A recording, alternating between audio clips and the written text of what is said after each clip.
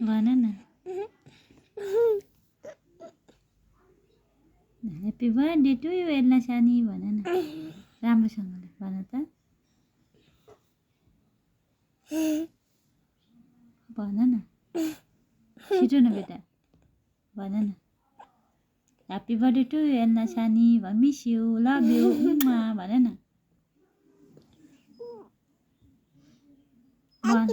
अघि छतमा भनेको होइन भन न छतमा त भन्यो कि तर भिडियो बनाएको छैन नि त भन न